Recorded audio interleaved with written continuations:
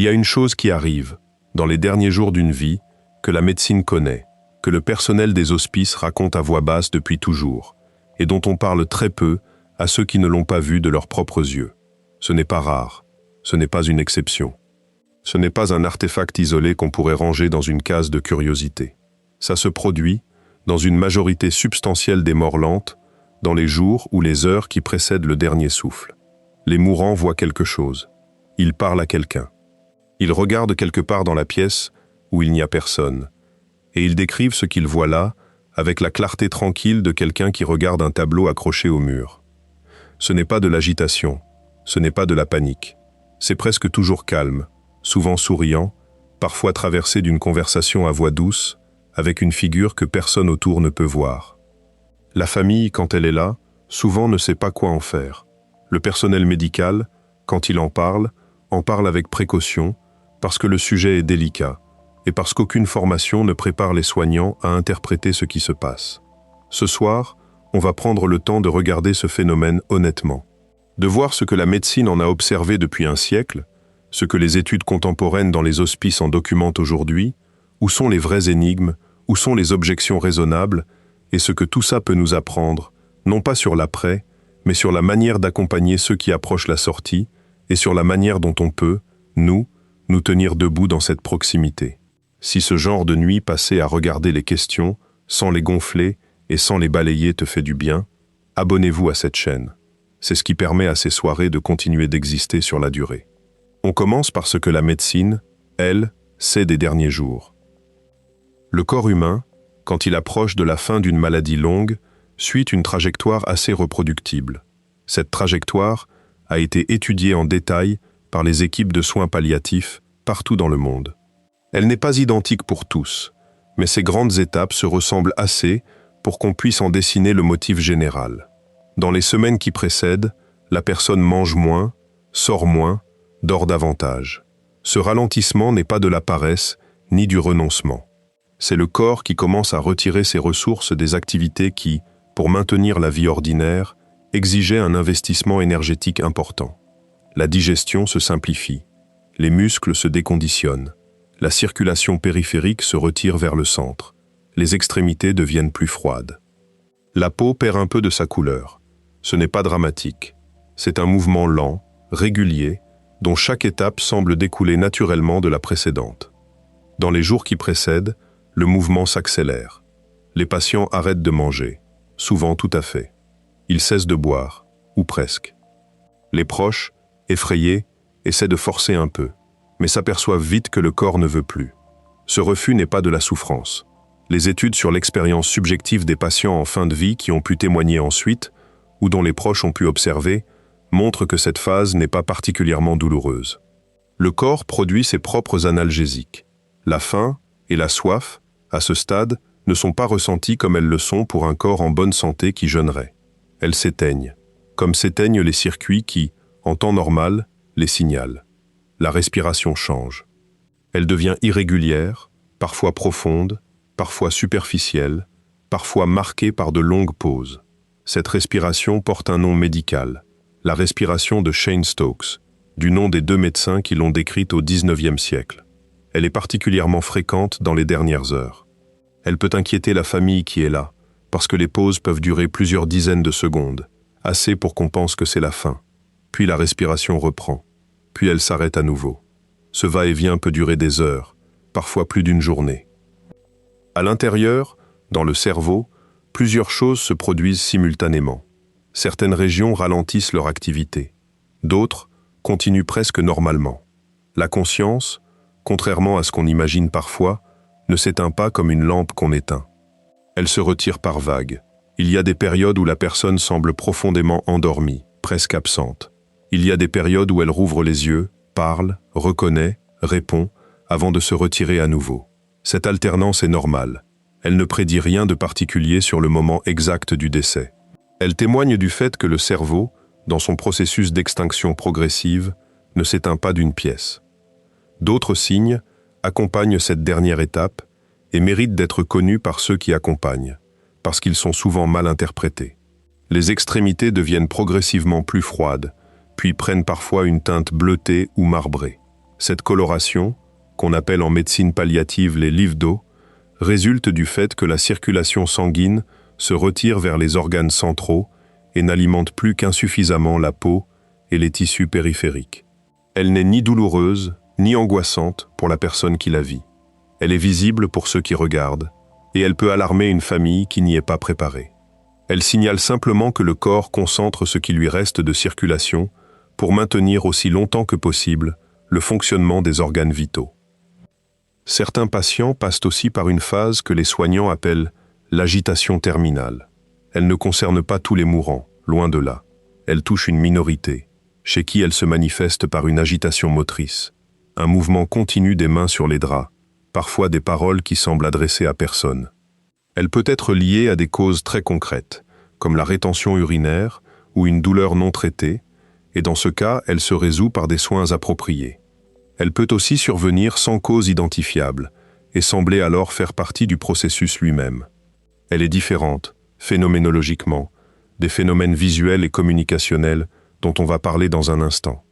L'agitation terminale ressemble à une confusion authentique. Les visions de fin de vie, elles, ressemblent à des interactions ordonnées avec quelque chose que la personne mourante voit avec clarté.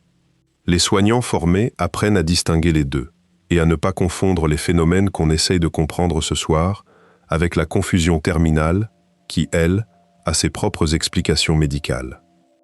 Et c'est exactement dans cette phase, dans ces jours et ces heures, où la personne alterne entre présence et retrait, où le corps est manifestement en train de se retirer du monde et pourtant la conscience continue de fonctionner par intermittence, que se produit ce que les soignants appellent, depuis très longtemps, sans avoir de vocabulaire technique unifié pour le décrire, ce qui se passe quand la personne se met à voir quelque chose.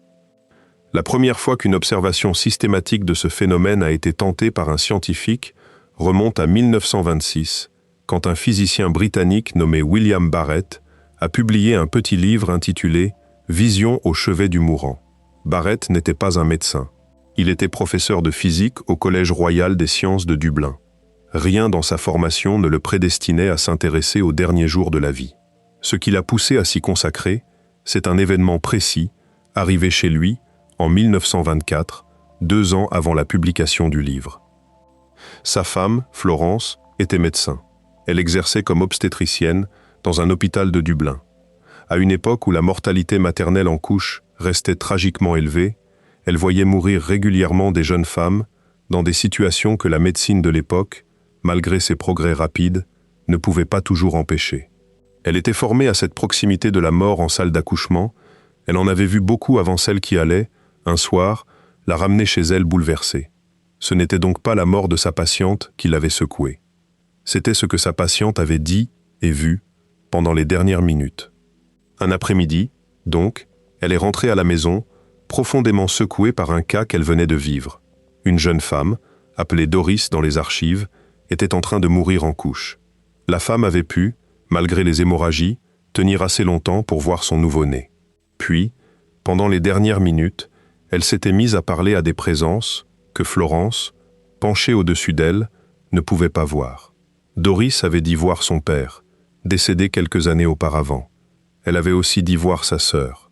Et là, quelque chose avait accroché l'attention de Florence, parce qu'elle savait, contrairement à Doris, que la sœur de cette dernière, appelée Vida, était morte 3 semaines plus tôt. La famille avait explicitement caché la nouvelle à Doris, de peur que le choc n'aggrave son état. Doris ne savait pas. Personne ne le lui avait dit. Et pourtant, dans les dernières minutes de sa vie, elle décrivait sa sœur Vida, présente dans la pièce, venue l'accueillir avec leur père. Florence est rentrée chez elle bouleversée. Non pas par le fait que Doris ait vu quelque chose. Ce genre de récit circulait déjà dans les couloirs des hôpitaux. Elle était bouleversée, parce que la coïncidence entre ce que Doris avait décrit et ce que la famille avait activement caché à Doris ne pouvait pas s'expliquer par l'attente ou par le désir. Doris ne pouvait pas s'attendre à voir Vida, puisqu'elle ignorait que Vida était morte. Florence a raconté l'histoire à son mari le soir même. William Barrett, en tant que scientifique, a été frappé par un aspect précis du récit. Il a compris qu'il y avait là une observation qui, si elle n'était pas isolée, si elle se répétait ailleurs, mériterait d'être documentée systématiquement avant qu'elles ne se perdent dans le folklore. Il faut savoir, pour comprendre le sérieux avec lequel Barrett a abordé cette question, qu'il n'était pas un amateur curieux. Il avait derrière lui une carrière scientifique substantielle. Il avait été l'un des cofondateurs de la Society for Psychical Research à Londres en 1882, une société qui, malgré son nom parfois mal reçu aujourd'hui, comptait dans ses rangs des scientifiques de premier plan de l'époque, dont plusieurs futurs présidents de la Royal Society. Il avait mené des travaux respectés en physique du magnétisme et sur les propriétés physiques des matériaux. Son intérêt pour les phénomènes de fin de vie n'était pas un hobby marginal. Il découlait d'une conviction méthodologique. Une classe de phénomènes qui se répètent, chez des sujets indépendants, à travers des décennies, dans des cultures différentes, mérite une observation systématique, même quand elle échappe au cadre théorique disponible. Il rejetait à la fois le crédulisme de ceux qui interprétaient trop vite ces phénomènes comme des preuves de survie, et le rejet blanc de ceux qui les balayaient sans les regarder. Les 2 années suivantes, Barrett a recueilli, à travers ses relations dans le milieu médical britannique et irlandais, des dizaines de cas comparables. Des médecins, des infirmières, des soignants d'hospice lui envoyaient des rapports. Ces rapports, une fois compilés, dessinaient un motif étonnamment cohérent. Les mourants, dans une proportion significative, voyaient dans les jours ou les heures qui précédaient leur mort des figures que personne autour d'eux ne pouvait voir. Ces figures étaient très majoritairement des proches décédés. Le récit des patients était souvent lucide, calme, ordonné. Ils ne semblaient pas halluciner au sens ordinaire du terme. Ils décrivaient ce qu'ils voyaient avec la même qualité descriptive qu'ils auraient utilisée pour décrire un visiteur qui serait venu s'asseoir à leur chevet. Le livre de Barrett a été publié en 1926, 1 an avant sa propre mort. Il n'a pas eu, à l'époque, un impact énorme. La psychologie académique, en pleine expansion behavioriste, avait peu de place pour ce genre de témoignages. La médecine, occupée à ses propres révolutions techniques, a rangé le livre dans une catégorie floue entre l'anecdote et le parapsychologique. Pendant plusieurs décennies, la question s'est presque endormie. Elle a continué à circuler dans les couloirs des hôpitaux, dans les conversations entre soignants, dans les mémoires des familles endeuillées, mais elle n'a pas été reprise sérieusement dans le champ scientifique. Le premier retour de la question dans une étude organisée est venu, 50 ans plus tard, par 2 psychologues qu'il faut nommer parce que leur travail fait aujourd'hui référence dans le champ. Carly Sosis et Erlendur Haraldsson, tous 2 liés au département de recherche parapsychologique de l'Université de Virginie, ont publié en 1977 un livre intitulé « À l'heure de la mort ». Ce livre présentait les résultats d'une enquête méthodique menée pendant plusieurs années. Sosis et Haraldsson avaient interrogé plus de 1000 médecins et infirmières, aux États-Unis d'un côté et en Inde de l'autre, en leur demandant de rapporter les cas de patients qu'ils avaient accompagnés dans leurs derniers jours et qui avaient présenté des phénomènes visuels ou communicationnels inhabituels avant leur mort. Le choix des 2 pays n'était pas anodin. Sosis et Haraldsson voulaient tester une hypothèse simple. Si les visions de fin de vie étaient des hallucinations façonnées par la culture, alors les patients américains et les patients indiens devraient rapporter des choses profondément différentes. Un chrétien américain devrait voir Jésus ou des anges. Un hindou indien devrait voir Yama, le dieu de la mort, ou Krishna.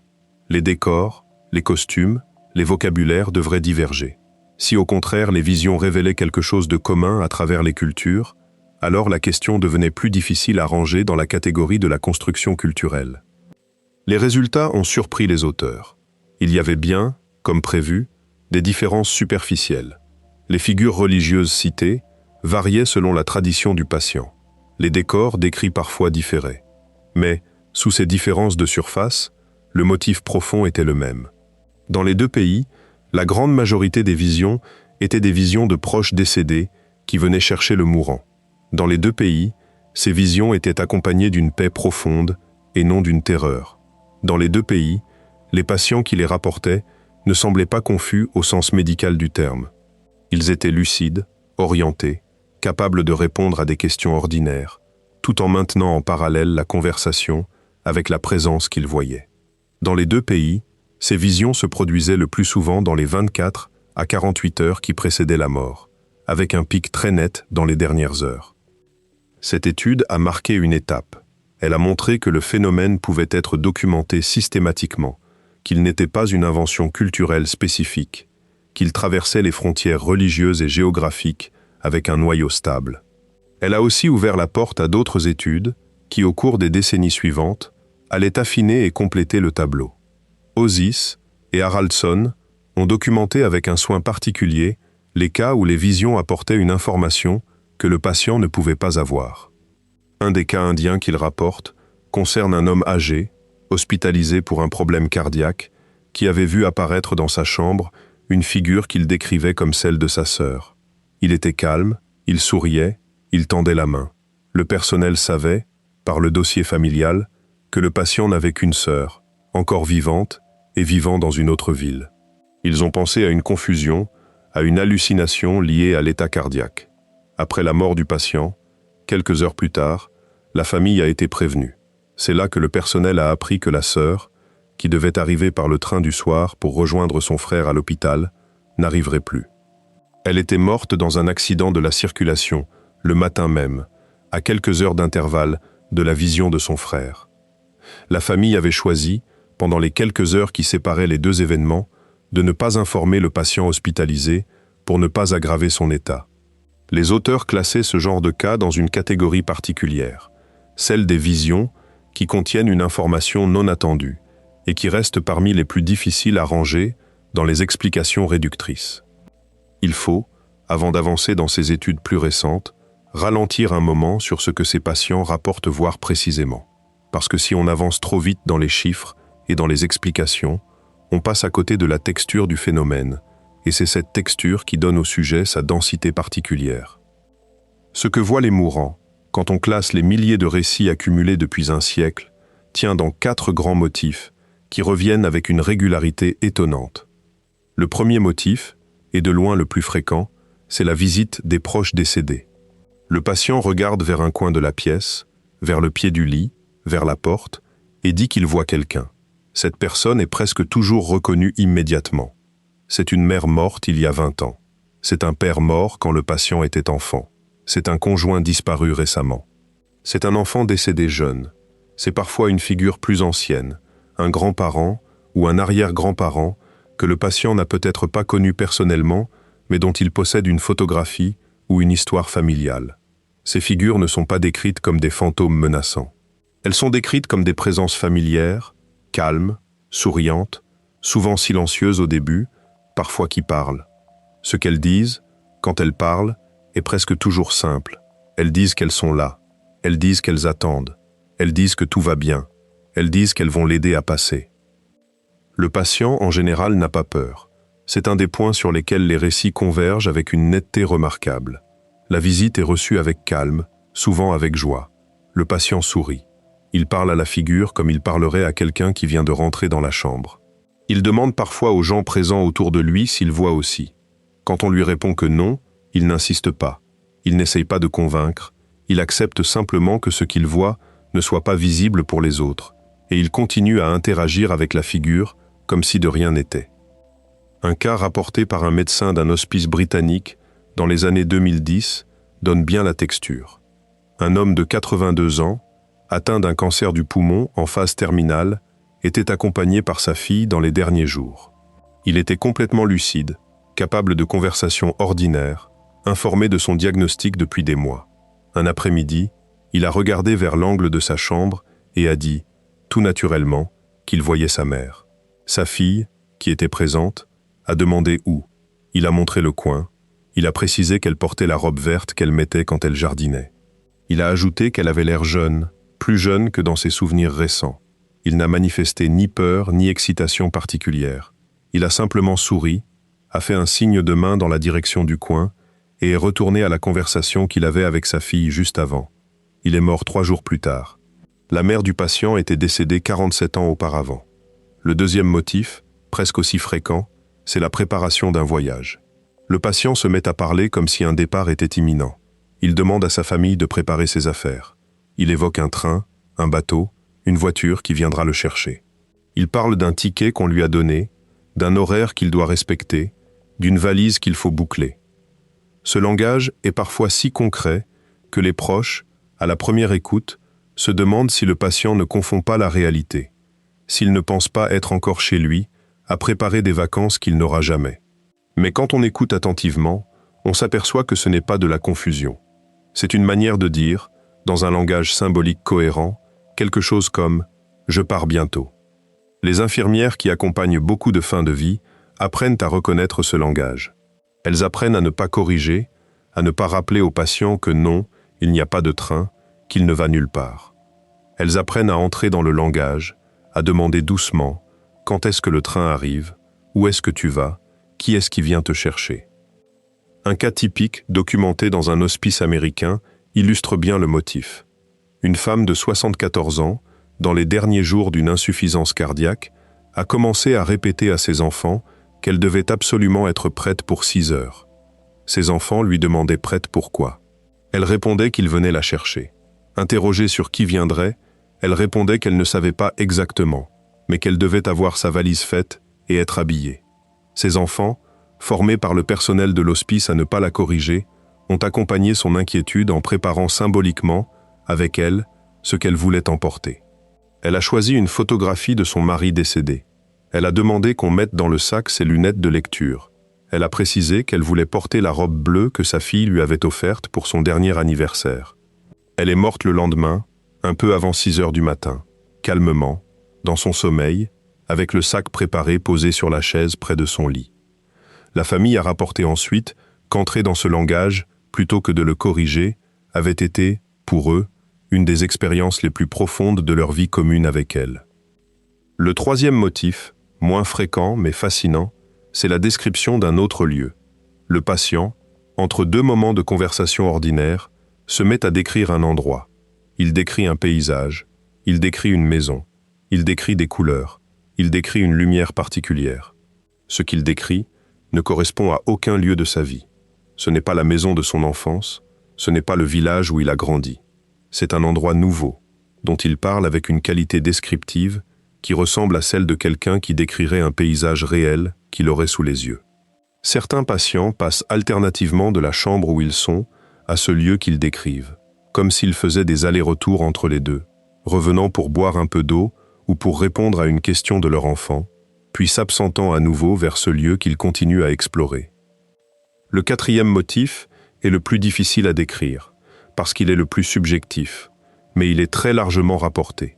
C'est l'impression, chez le patient, d'une présence qui l'accompagne dans une conversation continue. Il n'y a pas nécessairement de vision précise, il n'y a pas nécessairement de figure identifiée. Il y a un sentiment de compagnie, une conversation qui se déroule intérieurement, un sens que quelqu'un ou quelque chose est là et communique. Cette impression est difficile à distinguer d'un état simplement rêveur. Mais les patients qui la rapportent, quand on leur pose la question précise, insistent pour dire que ce n'est pas un rêve, que c'est quelque chose de plus stable, de plus présent, de plus organisé qu'un état onirique. Ces 4 motifs se combinent souvent chez le même patient dans les derniers jours. Un patient peut d'abord parler d'un voyage à préparer, puis voir sa mère décédée venir s'asseoir près de lui, puis décrire un paysage lumineux, puis se sentir accompagné d'une présence qui ne prend pas de forme précise. Ces états se succèdent, parfois s'entremêlent, jusqu'à la mort qui, dans beaucoup de cas rapportés par les soignants, arrive dans une atmosphère de tranquillité presque étonnante, compte tenu de la maladie qui l'a précédée. Il y a un autre phénomène, moins directement lié aux visions, mais qui appartient au même complexe et qu'on ne peut pas passer sous silence, parce qu'il est peut-être ce que ce champ contient de plus difficile à ranger dans les cadres médicaux standards. On l'appelle la lucidité terminale. Le terme lui-même a été proposé en 1999 par un psychiatre allemand, Michael Nahm, qui a systématisé la littérature disponible sur ce phénomène. En 2009, Nahm a publié une revue dans laquelle il rassemblait 83 cas historiques documentés, s'étalant sur plusieurs siècles, tous partageant une structure commune. Voici la structure. Un patient est atteint d'une maladie neurologique sévère qui a détruit une part importante de ses fonctions cognitives. Le plus souvent, il s'agit d'un stade avancé de la maladie d'Alzheimer, mais on rencontre aussi des cas de démence vasculaire, de tumeurs cérébrales avec destruction tissulaire massive, d'accidents vasculaires cérébraux qui ont laissé le patient dans un état de conscience très limité. Ce patient, depuis parfois des années, ne reconnaît plus ses proches, ne parle plus, ou ne parle plus que quelques mots sans lien avec ce qui l'entoure. Il est nourri, hydraté, changé, mais la personne qu'il était avant la maladie semble avoir disparu depuis longtemps derrière un mur épais de dégradation neurologique. Puis, dans les heures, ou parfois les jours qui précèdent sa mort, quelque chose d'inattendu se produit. Le patient rouvre les yeux d'une manière différente. Il parle. Il reconnaît ses enfants, ses petits-enfants, son conjoint. Il évoque des souvenirs précis, souvent des souvenirs anciens, avec une clarté et une cohérence qui n'ont plus rien à voir avec l'état neurologique dans lequel il était depuis des années. Il tient des conversations complètes. Il fait des blagues. Il exprime des affections. Il règle parfois des choses qui étaient restées non dites. Il reprend, pour quelques heures ou quelques jours, la stature psychologique complète de la personne qu'il avait été avant que la maladie ne l'écrase. Puis il meurt. Ces cas sont documentés depuis longtemps. On en trouve mentionnés dans la littérature médicale du XIXe siècle. On en trouve dans les mémoires de médecins et de soignants. On en trouve dans les récits familiaux transmis oralement dans presque toutes les cultures. Ce qui distingue le travail de Nahm et de ses collègues plus récents, c'est le fait d'avoir pris ces cas dispersés et de les avoir rassemblés dans un corpus organisé, avec l'idée d'en tirer, si possible, une lecture cohérente. Le corpus n'est pas énorme. Les cas de lucidité terminale documentés avec un niveau de détail suffisant sont, à la connaissance des chercheurs qui s'y intéressent, de l'ordre de plusieurs centaines à travers les archives. Mais leur qualité descriptive, leur convergence structurelle, et surtout leur incompatibilité apparente avec le modèle simple qui expliquerait la conscience uniquement par l'état fonctionnel des tissus cérébraux disponibles, en font un objet d'étude qui mérite qu'on s'y arrête. Parce que si la conscience est simplement produite, dans le sens fort du terme, par l'activité neuronale organisée, alors un cerveau dont des pans entiers ont été détruits depuis des années par la maladie d'Alzheimer ne devrait pas pouvoir, quelques heures avant la mort, retrouver un fonctionnement pleinement cohérent. Les circuits qui portaient les souvenirs sont détruits. Les réseaux qui portaient la personnalité sont détruits. Les zones qui portaient le langage sont endommagées. Comment un cerveau qui n'a plus, matériellement, les structures nécessaires à ses fonctions, peut-il, pour quelques heures, faire tout ce qu'il n'était plus capable de faire depuis longtemps? Personne, aujourd'hui, n'a de réponse pleinement satisfaisante à cette question. Un cas particulièrement documenté, cité dans plusieurs études sur la lucidité terminale, concerne une femme de 89 ans, hospitalisée dans une unité gériatrique française. Elle souffrait depuis plus de 10 ans d'une maladie d'Alzheimer, à un stade sévère depuis 4 ans, ne reconnaissait plus aucun de ses proches, ne parlait plus, se déplaçait uniquement en fauteuil, mangeait sur assistance. 2 jours avant sa mort, alors qu'elle avait cessé de s'alimenter et que son état général se dégradait rapidement, elle a rouvert les yeux d'une manière que le personnel a immédiatement remarquée comme différente. Elle a demandé à voir sa fille. Sa fille est arrivée en larmes, s'attendant au pire. Sa mère l'a reconnue immédiatement, l'a appelée par son prénom, lui a demandé des nouvelles de ses enfants dont elle a cité les noms précis. Elles ont eu, pendant plus de 2 heures, une conversation complète, avec des souvenirs partagés, des blagues qu'elle se faisait 30 ans plus tôt, une reconnaissance mutuelle qui n'avait plus été possible depuis 8 ans au moins. La mère a dit, à un moment, qu'elle voulait dire adieu, qu'elle savait qu'elle partait bientôt, qu'elle voulait remercier sa fille pour les années qui venaient de passer. Elle est morte 36 heures plus tard, redevenue silencieuse et absente comme les années précédentes. La fille, dans un entretien accordé longtemps après à des chercheurs qui documentaient le phénomène, a dit que cette conversation avait changé pour toujours son rapport au deuil qu'elle portait. Elle n'avait pas seulement perdu sa mère. Elle avait aussi retrouvé, pour 2 heures, la personne qu'elle avait cru perdue depuis 8 ans, et cette retrouvaille avait rendu la perte définitive supportable d'une façon qu'elle n'aurait pas anticipée. Il y a des hypothèses. Certains pensent qu'une modification biochimique de dernière minute, peut-être liée au relâchement de neurotransmetteurs particuliers, permet aux circuits résiduels de fonctionner à un niveau plus efficace que d'ordinaire. D'autres pensent que la lucidité terminale montre que le rapport entre le cerveau et la conscience est plus lâche qu'on ne l'admet, et que dans certains états de dégradation extrême, le tissu cérébral pourrait servir moins de producteur que de modulateur d'un phénomène qu'il n'est pas seul à porter. Aucune de ces hypothèses n'a été démontrée. Le mécanisme reste ouvert. Ce qui est certain, en revanche, c'est que le phénomène est réel. Il a été observé assez souvent, dans des contextes assez variés, par des soignants assez indépendants les uns des autres, pour qu'on puisse le prendre au sérieux comme un fait clinique documenté. Ce qui est certain aussi, c'est qu'il change quelque chose pour les familles. Quand un patient atteint d'Alzheimer sévère retrouve, pour quelques heures, la lucidité complète et peut dire adieu à sa famille avec une conscience pleine, cet adieu marque très profondément ceux qui étaient là. Le deuil qui suit est différent. La perte est différente. La personne qu'on croyait déjà partie depuis des années est revenue une dernière fois pour se dire au revoir. Ce n'est pas rien, ni pour ceux qui reçoivent ces adieux, ni pour l'objet d'études qu'on essaye de comprendre. Il faut maintenant venir aux études plus récentes, celles qui ont repris la question là où Barrett et Ozzy Haraldson l'avaient laissée, et qui l'ont amenée dans un cadre médical plus rigoureux et plus systématique. La figure centrale, sur cette période, est un médecin américain, Christopher Kerr, chef médical d'un hospice à Buffalo, dans l'État de New York.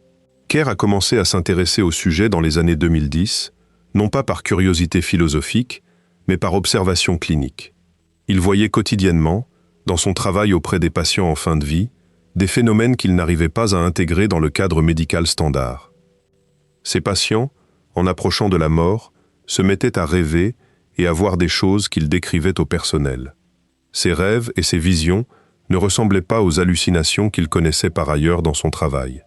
Elles étaient beaucoup plus cohérentes. Elles étaient organisées autour de motifs récurrents. Elles produisaient chez les patients un effet apaisant plutôt que troublant. Elles étaient rapportées avec une lucidité qui contrastait avec le déclin physique et parfois cognitif dans lequel les patients étaient par ailleurs.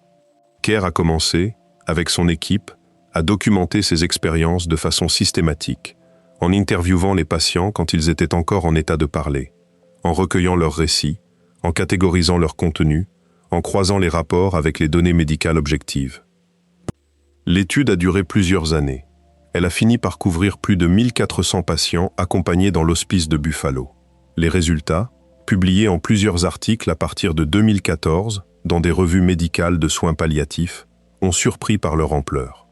Environ 88% des patients hospitalisés interrogés rapportaient avoir eu, dans les semaines ou les jours précédant leur mort, au moins un rêve ou une vision qu'ils considéraient comme distinct des rêves ordinaires de leur vie.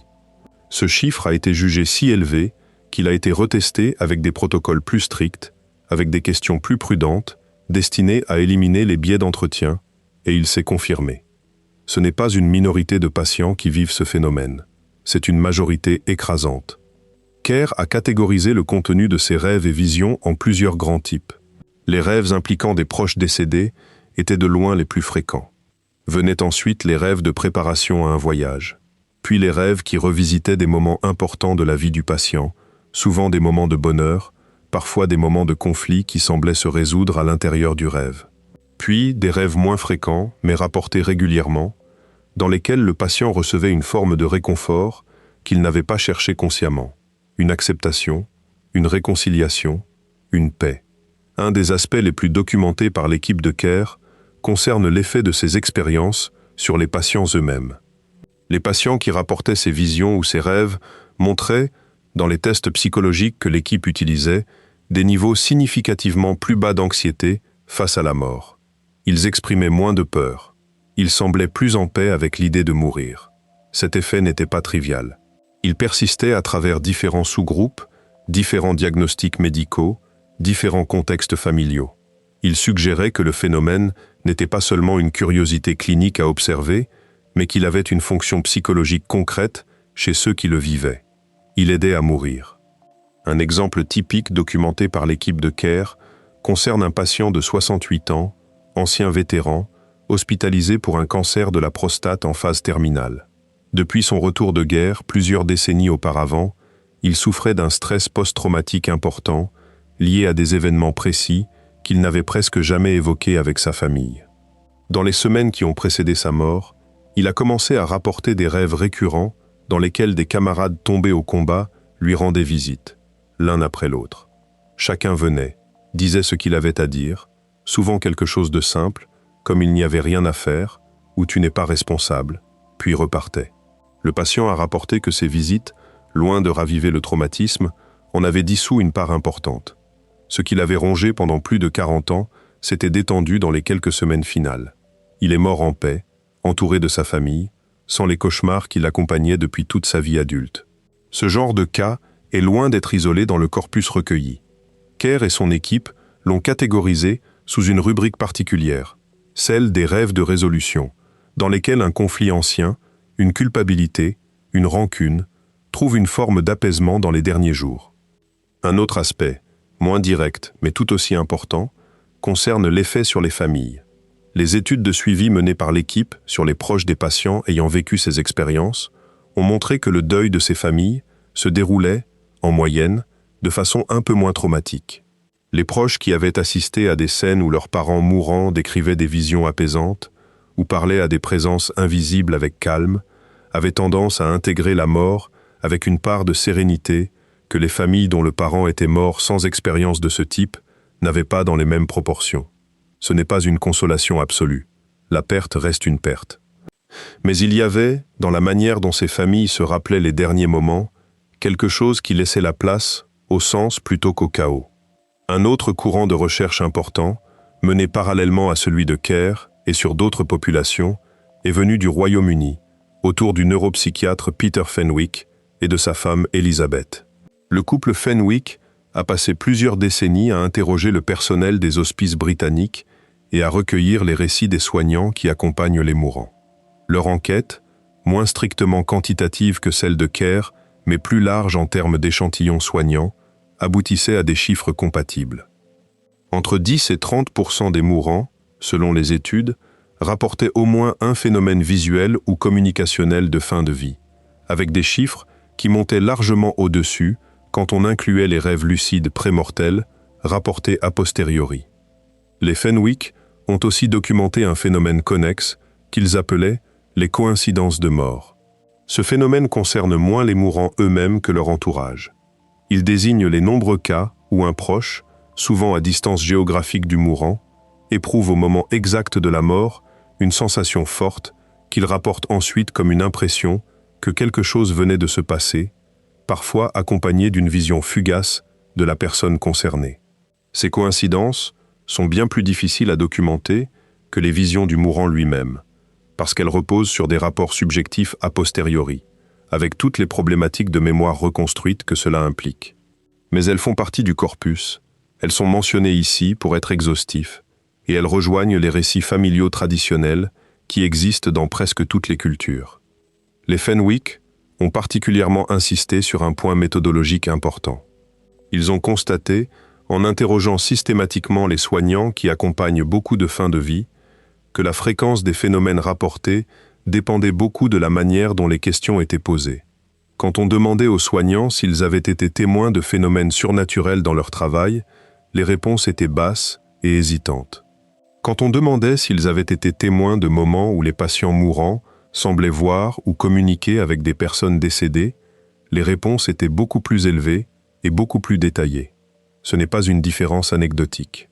Elle témoigne du fait qu'une part importante des phénomènes de fin de vie ne remonte pas jusqu'aux études parce que les cadres dans lesquels on interroge les soignants ne permettent pas d'en parler avec la neutralité descriptive qui leur convient. Les Fenwick ont fait le pari opposé. Ils ont conçu leurs entretiens pour être neutres, ouverts, sans catégorie préchargée. Le résultat a été une richesse de témoignages bien supérieure à ce qui remontait par les canaux ordinaires. Un autre livre a marqué la littérature disponible dans ce champ.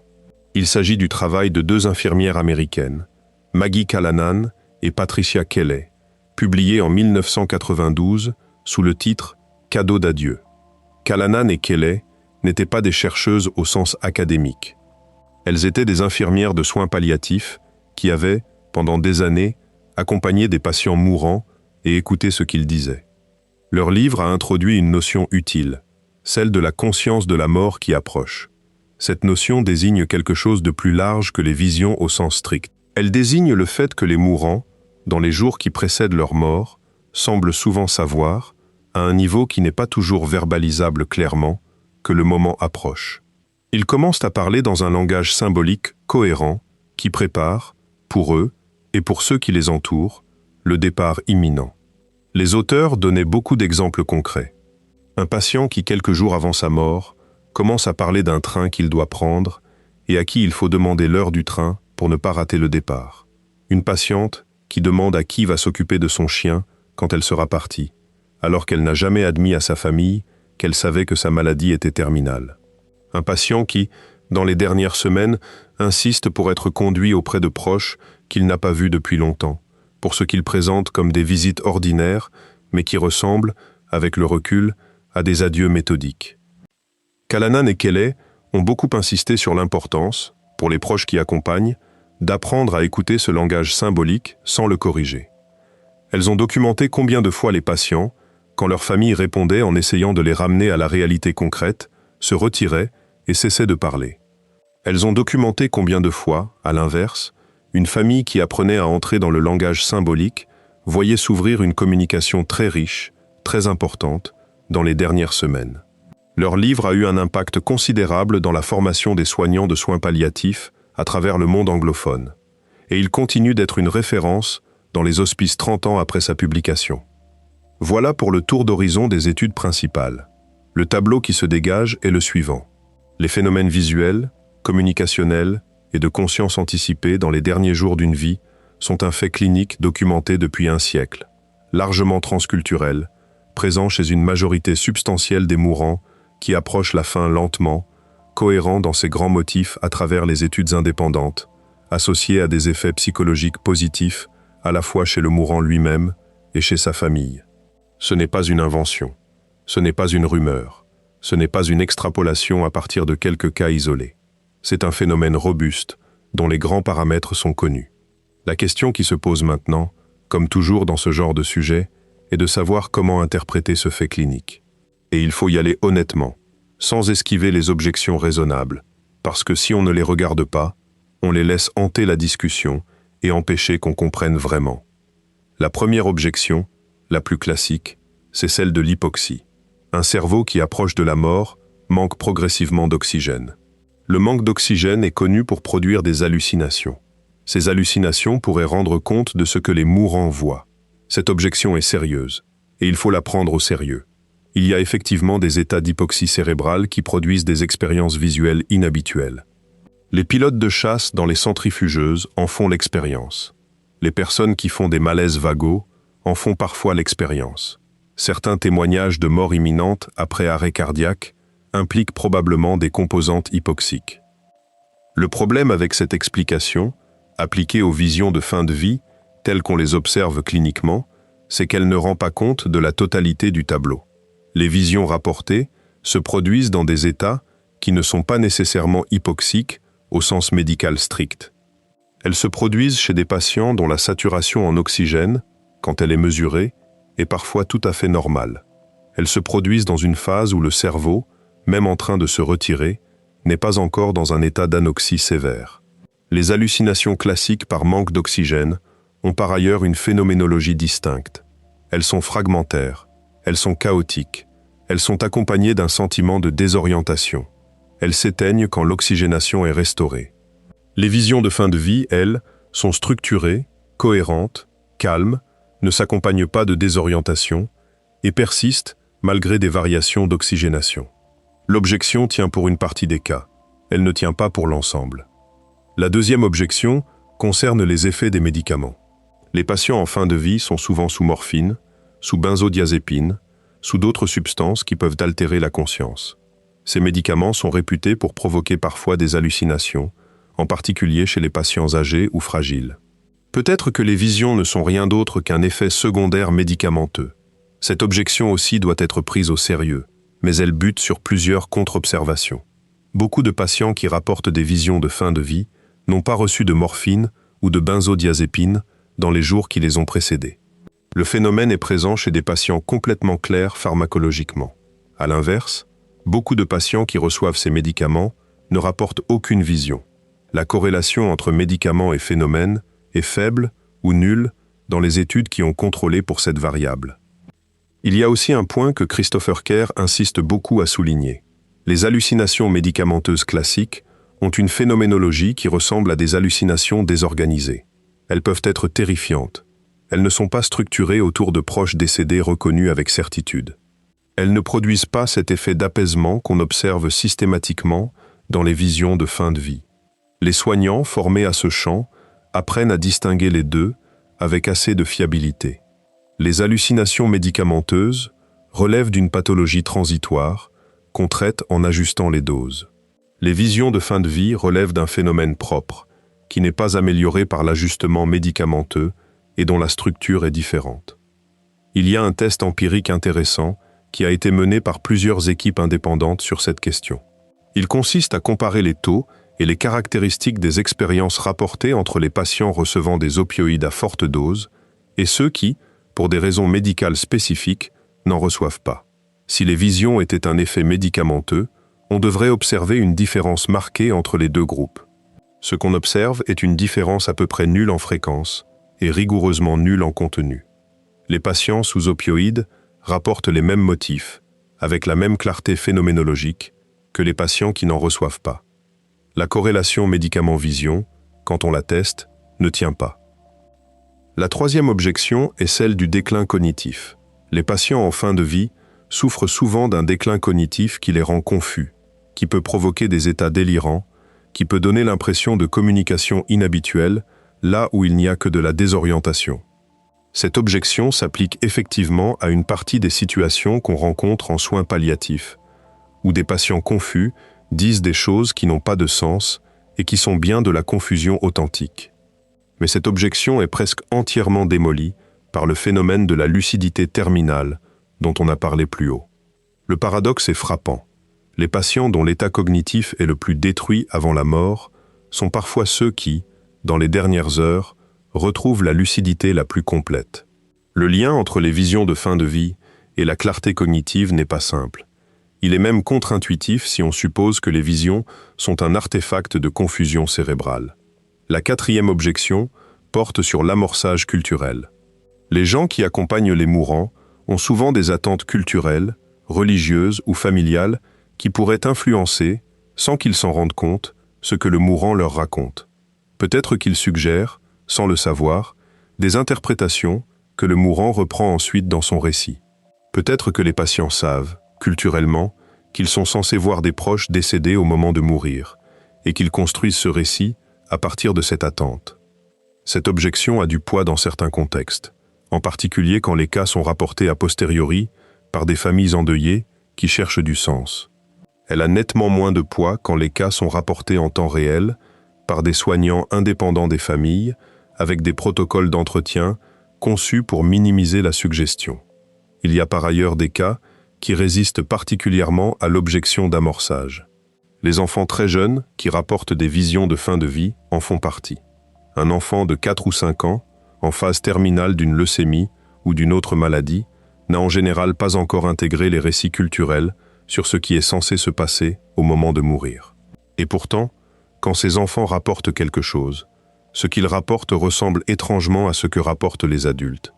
Ils voient des grands-parents décédés, souvent des grands-parents qu'ils n'ont pas connus, mais dont ils reconnaissent le visage à partir de photos retrouvées ensuite par la famille. Ils décrivent des paysages qu'ils n'ont jamais fréquentés. Ils parlent d'un voyage à préparer. Ces cas d'enfants sont documentés dans la littérature de soins palliatifs pédiatriques, et ils rendent l'objection de l'amorçage culturel difficile à soutenir dans sa forme forte. Un exemple souvent cité concerne un garçon de 6 ans, en phase terminale d'une leucémie, hospitalisé dans un hôpital pédiatrique. Dans les jours qui ont précédé sa mort, il a commencé à parler à ses parents d'un grand-père qui venait le voir, un grand-père dont il décrivait précisément la casquette bleue et la moustache. Ses parents étaient perplexes. L'enfant n'avait jamais connu son grand-père paternel, mort dans un accident de voiture 15 ans avant sa naissance. Il n'y avait pas de photo de ce grand-père dans la maison où vivait la famille. Les parents ont questionné les grands-parents maternels vivants, puis d'autres membres de la famille éloignés. Personne ne se rappelait avoir montré à l'enfant une photo du grand-père paternel. Un oncle éloigné, cherchant dans de vieux albums familiaux qui n'avaient pas été ouverts depuis des décennies, a fini par retrouver une photographie prise au début des années 70. Elle montrait le grand-père en question, portant une casquette bleue, avec une moustache. La photographie a été montrée à l'enfant 2 jours avant sa mort. Il a immédiatement dit « C'est lui, c'est celui qui vient ».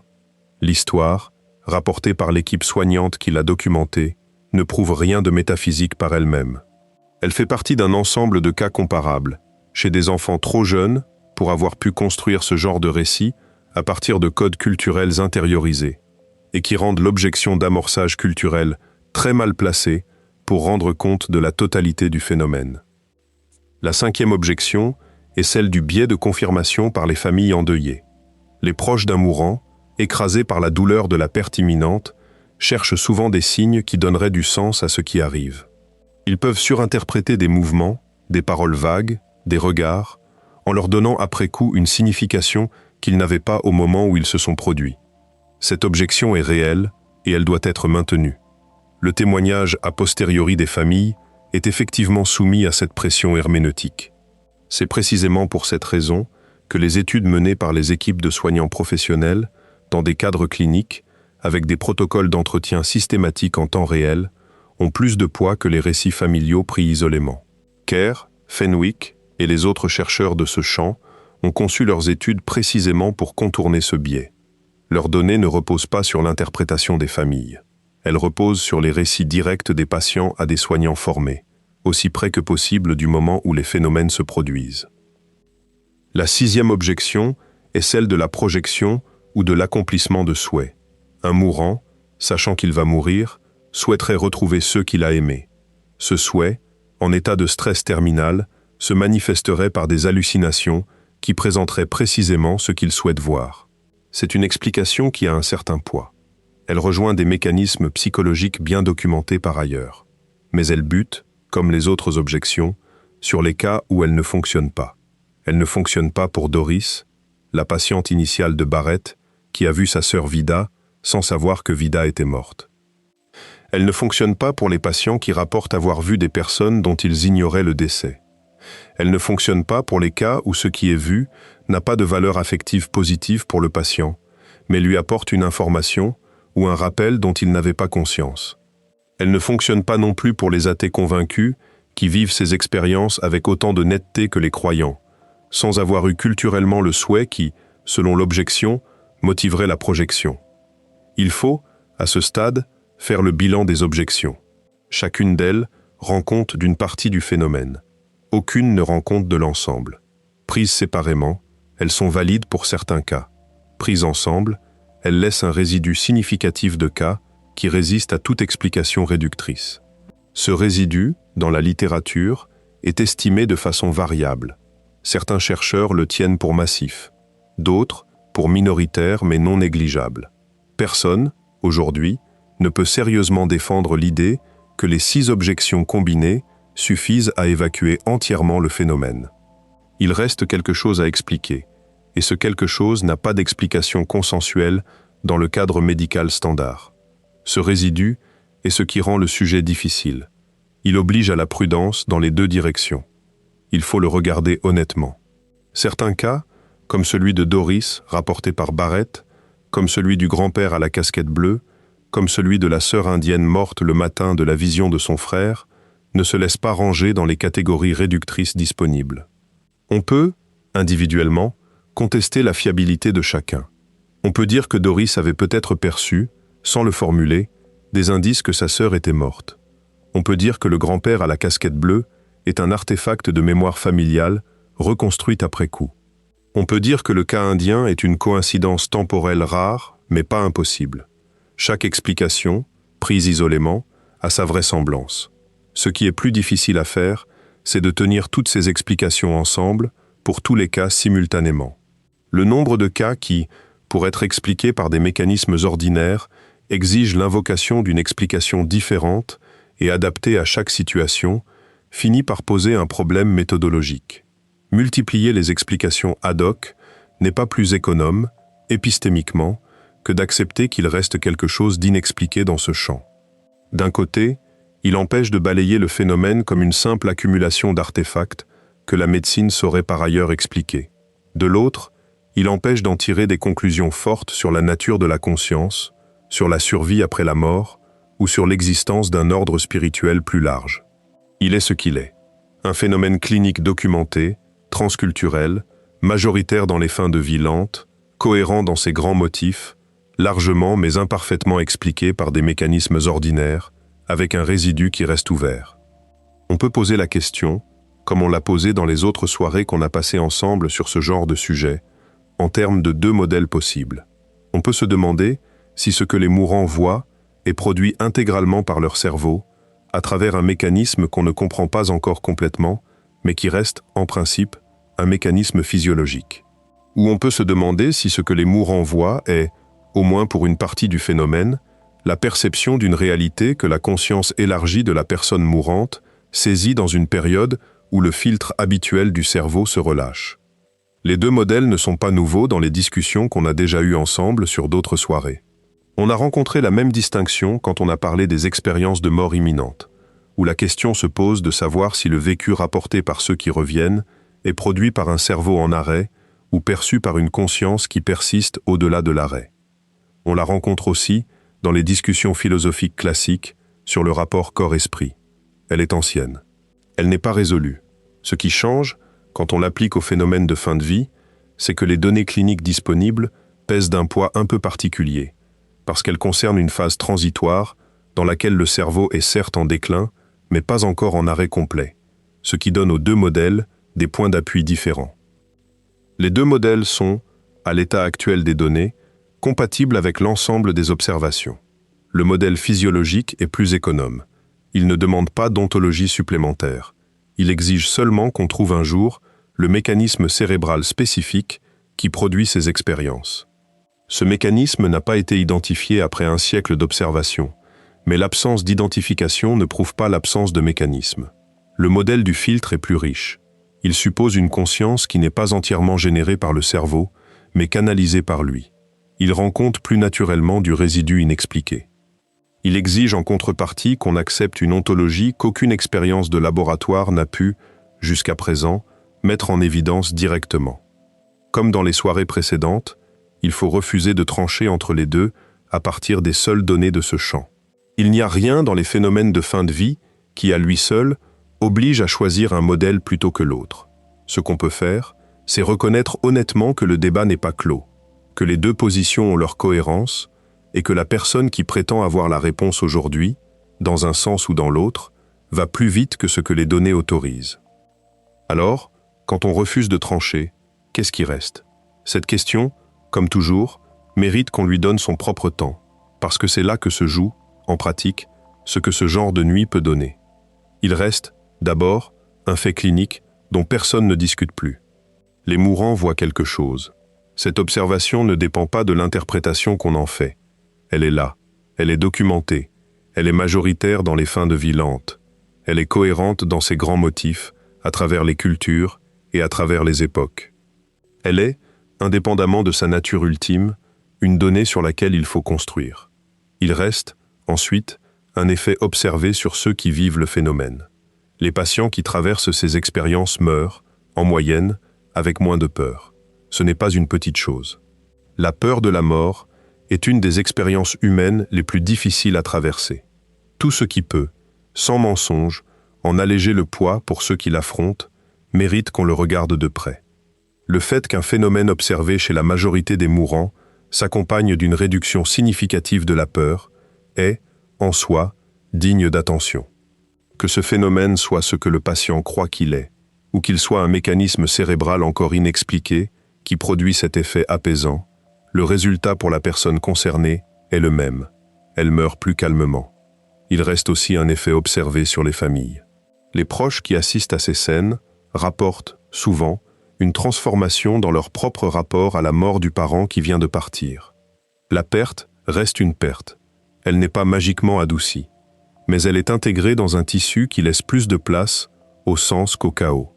C'est ce que les études de suivi documentent avec une constance qui, elle non plus, ne dépend pas de l'interprétation qu'on donne au phénomène. Il opère sur les vivants qui restent. Il change quelque chose dans la manière dont le deuil se déploie.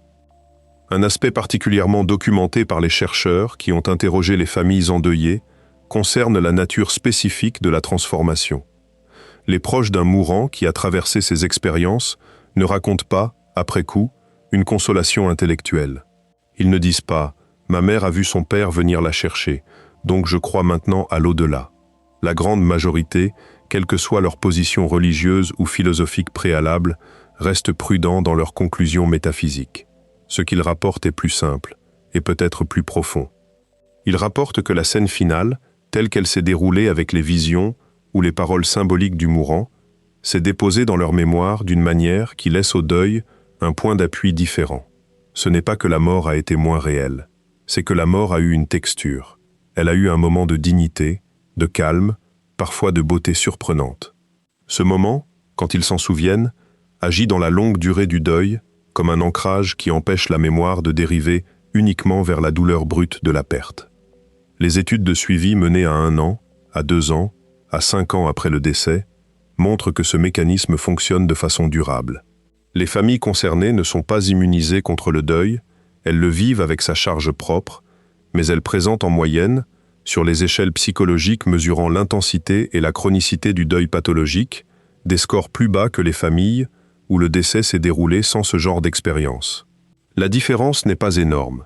Elle est cependant statistiquement solide, elle est retrouvée dans des études indépendantes, elle mérite d'être connue de ceux qui se demandent à quoi peut servir de prendre au sérieux ce que raconte un mourant, quand on doute par ailleurs de ce que ces récits représentent. Il reste, en 3e lieu, une pratique concrète qui découle de tout ce qui précède, et qui vaut peut-être plus que toutes les interprétations métaphysiques. Cette pratique s'adresse à ceux qui vont, un jour ou l'autre, se trouver au chevet d'un proche mourant. Elle ne demande pas de croire en un après-vie. Elle ne demande pas de rejeter cette croyance non plus. Elle demande simplement d'écouter. Écouter ce qu'un mourant dit dans les jours qui précèdent sa mort, sans corriger, sans essayer de le ramener à la réalité concrète qu'il quitte, sans lui expliquer qu'il n'y a personne dans le coin de la pièce où il regarde. Écouter comme on écouterait quelqu'un qui décrit un rêve dont il est encore en train de sortir, avec le respect qu'on doit à une expérience qu'on ne partage pas, mais qui appartient à la personne qui la vit.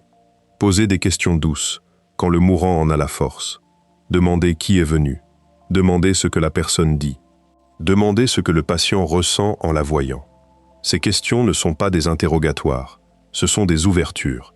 Elles disent au mourant qu'il n'est pas seul avec son expérience, qu'il n'a pas à la cacher, qu'elle est accueillie même si personne d'autre autour de lui ne la voit. Cet accueil, tel que les infirmières de soins palliatifs le formalisent depuis longtemps, transforme complètement la texture des derniers jours. Le mourant, sachant qu'il peut parler de ce qu'il voit, en parle davantage. Les proches, en écoutant, découvrent une communication qui, sinon, se serait tenue à l'intérieur du silence. Cette pratique, dans les hospices qui l'ont intégrée, est aujourd'hui enseignée aux équipes soignantes. Elle est intégrée dans les formations en soins palliatifs. Elle fait partie de ce qui distingue un accompagnement de fin de vie, centré sur la personne, d'un simple traitement médical de la douleur. Elle ne demande aucune adhésion métaphysique préalable. Elle demande une qualité d'attention. Il y a, dans cette pratique, quelque chose qui va au-delà des derniers jours. Elle repose sur une capacité d'accueil qui, si on la développe, transforme aussi les conversations ordinaires. Écouter sans corriger ne veut pas dire acquiescer à tout ce qu'on entend. Ça veut dire faire de la place, dans la conversation, à ce qui est en train de se dire, avant de le juger, avant de le classer, avant de proposer une réponse ou une contradiction. Cette capacité est rare. Elle est souvent absente des interactions professionnelles pressées, des discussions familiales tendues, des échanges où chacun attend son tour pour placer ce qu'il avait déjà décidé de dire avant d'entrer dans la pièce. Elle est pourtant ce qui, entre deux êtres humains, permet à quelque chose d'authentique de s'échanger. Les équipes de soins palliatifs, qui accueillent les familles pour préparer les derniers jours d'un proche, insistent presque toujours sur ce point. La qualité de l'écoute au chevet ne s'improvise pas au moment où on en aurait besoin. Elle se construit sur des années d'exercice ordinaire. Ceux qui ont écouté, tout au long de leur vie, les gens qu'ils aiment sans les interrompre, sans corriger, sans imposer une lecture, se retrouvent naturellement disposés à faire de même au chevet du mourant. Ceux qui n'ont pas cet exercice découvrent dans les derniers jours qu'ils ont beaucoup plus de mal à recevoir ce qui se dit là, et ils regrettent souvent, après, de ne pas avoir su offrir la qualité de présence qu'ils auraient voulu offrir. Et cette qualité d'attention, on peut la cultiver bien avant de se trouver au chevet de quelqu'un qui meurt. On peut la cultiver, tout à fait ordinairement, dans la manière dont on écoute les gens autour de nous en ce moment. Parce que l'écoute qui accueille sans corriger, l'écoute qui laisse à celui qui parle la place de dire ce qu'il vit, sans être ramené à ce qui serait plus commode, cette écoute est une pratique dont on peut faire l'exercice tous les jours. Elle prépare, sans qu'on le sache, à être présent le jour où quelqu'un qu'on aime aura besoin qu'on écoute ce qu'il voit, dans une chambre où personne d'autre ne voit rien. Il y a, dans le corpus des soignants, qui accompagne beaucoup de fins de vie, une observation qu'on entend souvent formulée sous des formes différentes. C'est l'observation que ceux qui ont été témoins de ces derniers jours en sortent, parfois, transformés dans leur propre rapport à la vie qui leur reste. Non pas parce qu'ils ont vu quelque chose qui prouve un après-vie. La grande majorité des soignants restent prudents sur cette question, comme il se doit. Mais parce qu'ils ont vu comment un être humain, dans les derniers moments où il est encore capable de dire ce qui se passe pour lui, se rassemble parfois autour d'une simplicité qui, dans le tourbillon d'une vie active, n'était pas visible. Cette simplicité, quand elle se manifeste dans les derniers jours, tient souvent en peu de choses. La présence des gens qu'on aime, un merci qu'on avait oublié de dire et qu'on dit maintenant, un pardon qui se donne ou qui se demande, parce qu'il n'y a plus le temps de le remettre à plus tard, une reconnaissance calme du fait qu'on a vécu, qu'on a été aimé, qu'on a aimé et que ça a été assez. Ce n'est pas toujours ainsi. Il y a des morts difficiles, des morts amères, des morts injustes qu'aucune sagesse ne saurait consoler. Mais quand ces derniers jours se déroulent dans les conditions qui leur laissent la place de se déployer, ce qu'ils déploient est souvent d'une clarté qui étonne ceux qui n'y avaient pas pensé. Il y a aussi cette observation, qu'on ne peut pas passer sous silence, même si elle est plus délicate. Les soignants rapportent souvent que le moment de la mort elle-même, quand elle arrive après une phase de vision et de conscience anticipée, se déroule fréquemment dans une atmosphère qui n'est pas celle qu'on imagine avant d'y avoir assisté. Ce n'est pas dramatique, dans la plupart des cas. Ce n'est pas la lutte finale des films. C'est plutôt un lâcher-prise progressif, une respiration qui devient plus longue, plus espacée, jusqu'à un dernier souffle qui vient sans annonce. Les patients qui ont vécu ces derniers jours dans la présence des visions décrites meurent le plus souvent avec ce que les infirmières appellent une bonne mort. Ce mot est utilisé littéralement dans les milieux de soins palliatifs. Il désigne une mort dans laquelle la personne semble, jusqu'au bout, avoir gardé une part de dignité, de calme, et parfois même quelque chose qui ressemble à de la joie tranquille. Cette observation ne prouve rien de métaphysique. Elle est ce qu'elle est, une constatation clinique répétée. Elle vaut la peine d'être notée parce qu'elle contredit une des peurs les plus profondes qu'on porte sans le dire. La peur que la mort, quand elle arrivera, sera nécessairement terrible. Les 1400 patients de l'hospice de Buffalo, comme les milliers d'autres documentés dans les études parallèles, disent autre chose.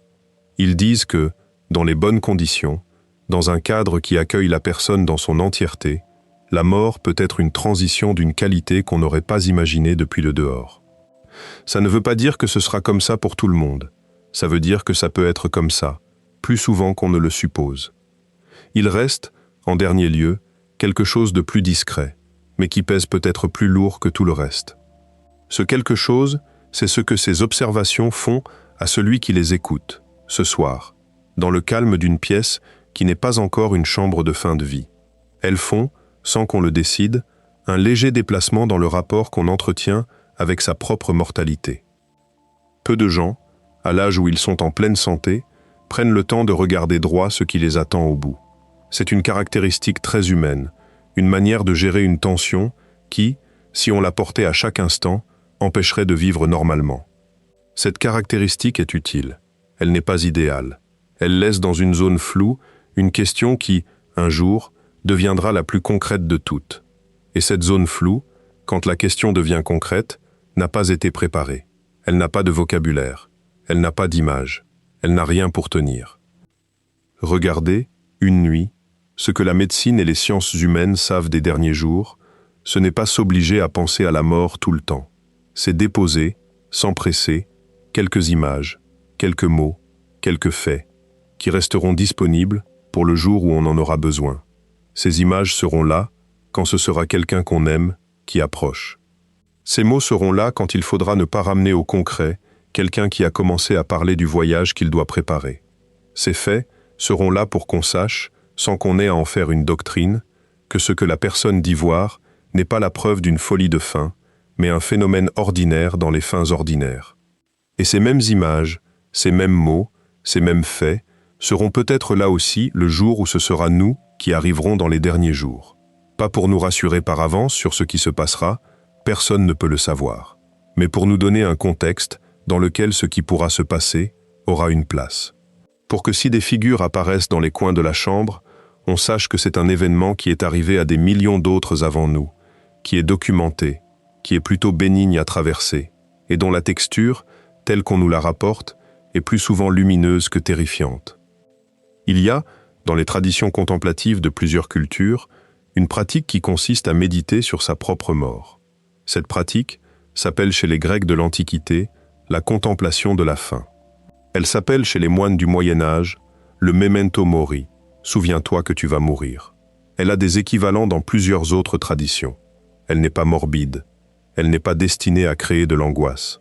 Elle est destinée à rendre plus dense, par contraste, chaque instant de la vie qui reste.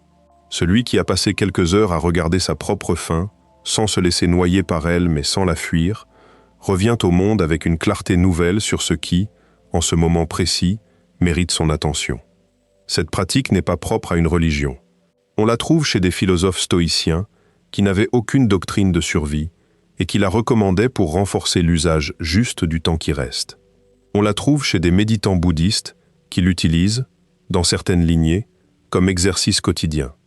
On la trouve chez des médecins de soins palliatifs contemporains qui n'ont aucune croyance particulière et qui, à force d'accompagner beaucoup de fins de vie, ont fini par comprendre qu'un peu de familiarité préalable avec la mort rendait leur propre vie plus lucide et plus légère.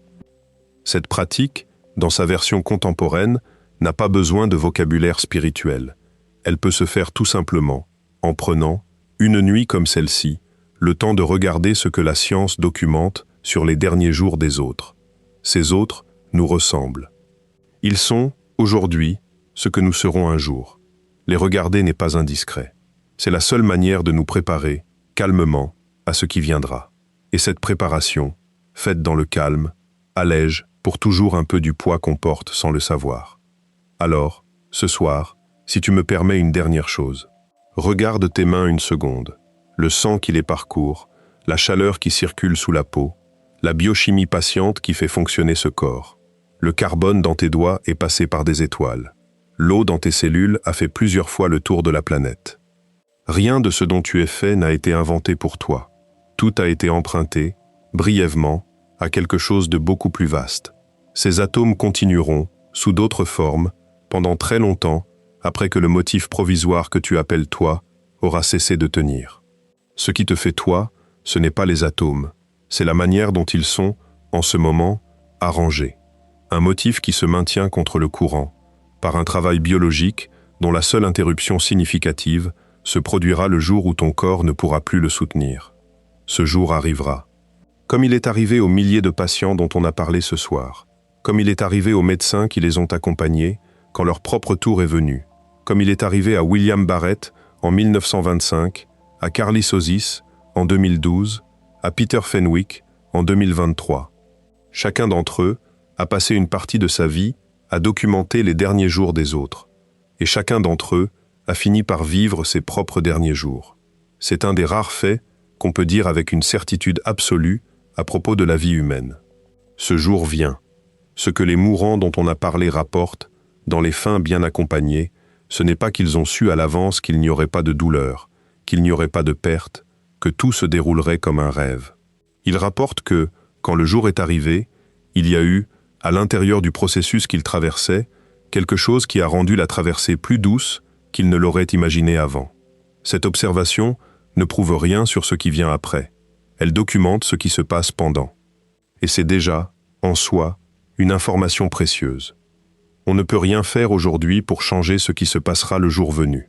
On peut, en revanche, faire quelque chose pour la préparation qui, sans qu'on y pense, se dépose en nous quand on écoute des soirées comme celle-ci. On peut permettre à ces images, à ces récits, à ces faits, de se glisser dans la texture de la conscience ordinaire, sans les forcer, sans les rejeter. Ils seront là, ils seront disponibles. Ils feront leur travail dans le silence, entre les moments où on ne pense pas à eux. Et ce qu'ils feront, S'ils font ce que semble suggérer l'expérience de ceux qui ont beaucoup accompagné, c'est ceci. Ils rendront un peu plus légère la charge qu'on porte sans le dire. Ils rendront un peu plus dense chaque instant de la vie qui continue. Ils feront de la place, en douceur, pour ce qui, quand le jour viendra, aura besoin de place pour se déployer. Il n'y a rien à conclure de plus. Il n'y a pas de doctrine à emporter dans la nuit qui va suivre. Il y a, comme après chaque nuit qu'on aura passé à regarder une question humaine, avec le calme qu'elle mérite, un léger changement de texture, un poids un peu plus partagé, une peur un peu plus apprivoisée. Un mystère qui, sans être résolu, cesse un moment d'être aussi effrayant qu'il l'était avant qu'on ait pris le temps de le regarder droit.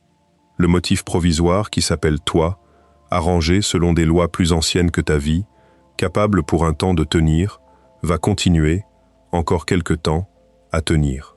Il n'y a rien à faire pour cela, sinon laisser le corps faire ce qu'il fait, sans le déranger. Ce que tu peux faire, en revanche, tant que le motif tient, c'est ce que ce genre de soirée aide, en douce, à faire un peu mieux. Écouter avec plus de patience. Recevoir ce qui vient, sans le corriger.